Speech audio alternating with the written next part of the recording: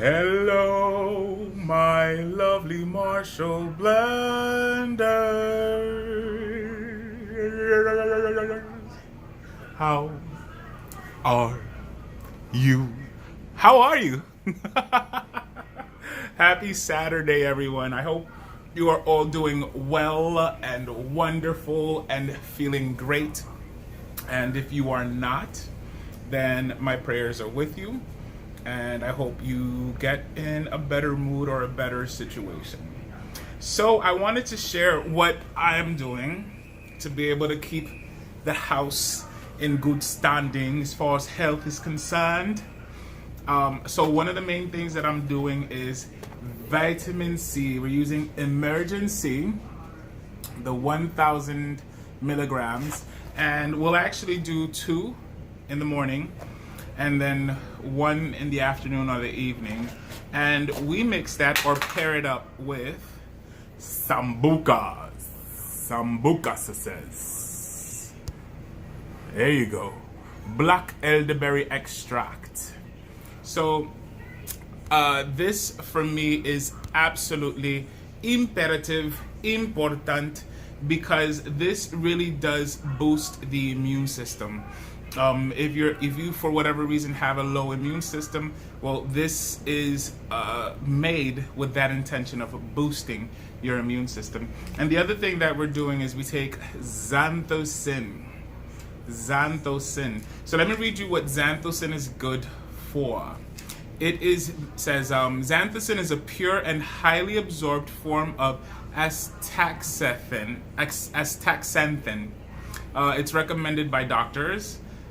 Astaxanthin is a clinically studied ingredient with safe anti-inflammatory. So instead of having to take a Tylenol, having to take an ibuprofen for anything that's inflamed or swollen, like your knee joints, your finger joints, things like that, in anti-inflammatory activity that supports. So it's good for anti-inflammatory, but it supports joint health, liver health, cardiovascular health, and metabolic health.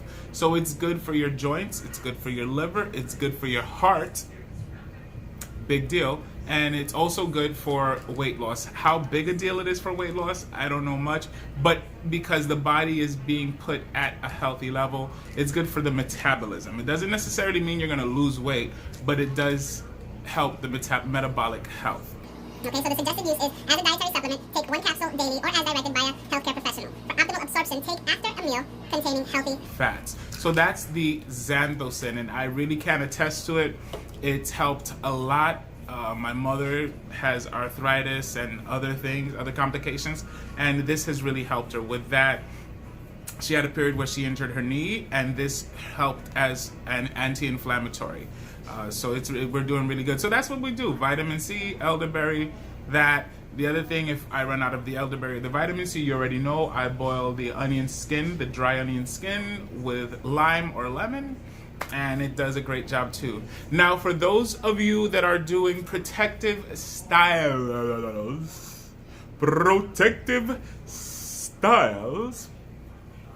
the idea is you want to actually make sure the hair is moisturized, hydrated and moisturized. So one of the best hydrating and moisturizing things out there is this. There's a lot more that may cost more. I've seen a few people present different types of moisturizers that are just as good, but this is one that I really go by because it does hydrate the hair. So you put that on, and then after that you put whatever else you're gonna put. For me, I would say this would be the first thing that you put on the hair, and then follow through with the other things. It also helps for curl definition, interestingly enough, because that's what it is. It's a curl activator. So that's what that is. Would you guys like me to read to you a little bit? Yes? Did you say yes? Okay.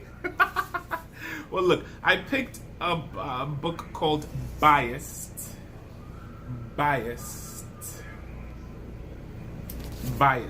So this book is written by Jennifer L. Eberhardt, PhD, and it says, uncovering the hidden prejudice that shapes what we see, think, and do, biased. So I picked an excerpt which I thought was very heartwarming, but also heartbreaking.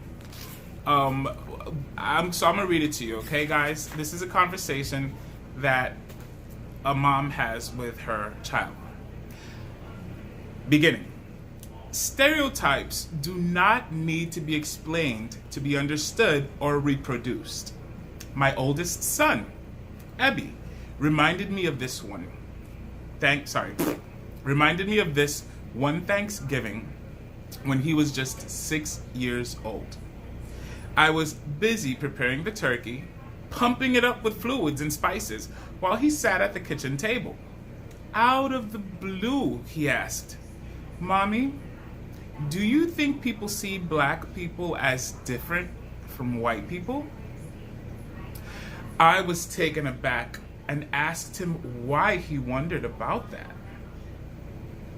"Oh, I don't know. I just feel like there's something different." I prodded him on. "What do you mean?"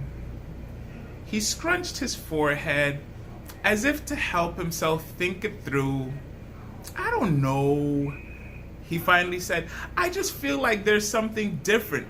Like there is something extra special in how people see black people." I asked him for an example, and he sat quietly, deep in thought. He recalled an episode from our recent shopping trip. "Do you remember the one day when we were in the grocery store?" His tone had moved from uncertain and hesitant to eager and confident. "I remember there was a black guy who came in. It was like he had an invisible force field around him." My son was in his Star Wars period back then.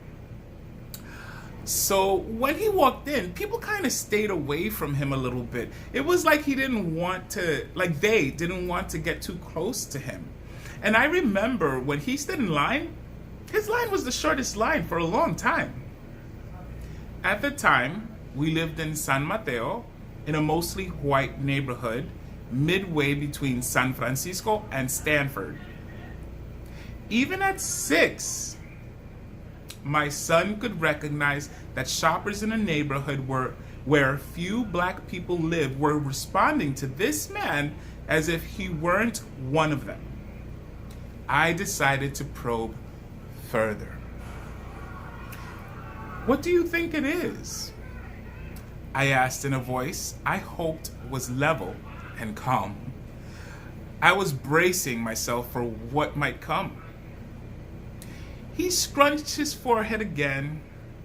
His confidence seemed to evaporate, but he continued to think it through. After a few minutes, his eyes widened and he turned to look at me, and just as I was sliding the turkey into the oven, he said in a voice deeper than I had ever heard him use before, "I think it's fear." I was so startled that I burned my hand on the oven rack. How could a first grader pick that up? It wasn't anything we ever discussed. I didn't think it was anything he'd heard or seen on television. That conversation led me to more fully appreciate how good children are at making sense of the world from the many signals they're given as they move through their days at home, at school, on the playground, in the grocery store. That is basically their job, to make connections and to see correlations. What goes with what? They're making meanings from things that might appear random and looking to adults to help them figure it all out. They watch us, how we move through the world, to make a determination on how we feel about each other, how we see our own social standing, how we evaluate others. The scar from that burn stayed on my hand for over a year, and every time I looked at it, I thought about what my son said to me and wondered about the lessons he was learning, unbeknownst to me. that conversation would leave a mark longer after that scar was gone. So wasn't that fascinating, guys? Wasn't that fascinating? This book I find interesting. I have not finished reading it, but that was a piece that I felt would be fascinating, riveting, and maybe get you to maybe YouTube and see a little bit more information about it. Let me know what you guys think. If you've read the book, let me know what you think about that. I hope you guys stay healthy, stay in good spirits, and remember, it's not rude to tell a person, I'm not shaking your hands. We can do the elbow, we could do the foot. I'm not shaking your hand. So, goodbye, my lovely Marshall blenders.